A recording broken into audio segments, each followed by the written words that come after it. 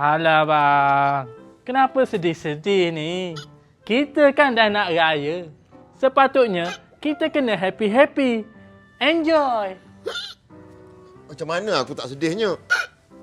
Awet aku dah tinggalkan aku. Lah, pasal awet rupanya. Tak payahlah risau bang. Bunga ni bukan sekuntum. 10 bunga yang pergi, 11 kumbang yang akan datang dekat abang. Ni. Aku nak tanya kau. Tapi kau jawab jujur tau. Aku ni handsome tak? Handsome kan? Awet aku tu, kalau aku tak suka kat dia, tak ada orang nak tau. Bang, makin teruk lah saya tengok sedu abang ni. Kau nak buat apa tu? Kejap lah.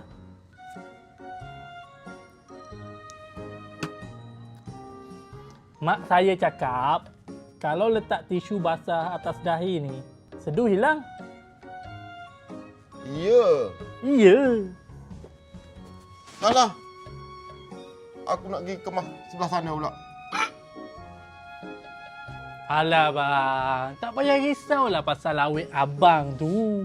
Kalau betul dia tu jodoh abang, lambat laun dia akan datang dekat abang juga. Aku dah janji dengan diri aku tahu. Aku nak jadikan dia tu isteri aku. Sedu dah hilang lah. Dah boleh buang tisu ni?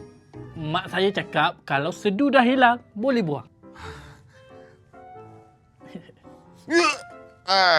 Ni Alio ke kahak? Mujarab. Tengok dah hilang kan sedu tu. Pengotor lah.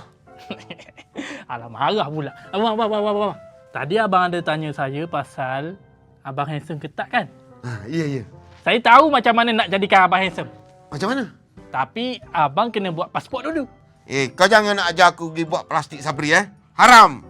Tak. Saya tak suruh abang buat plastik sageri. Lagipun muka abang dah tak boleh buat apa-apa dah bang.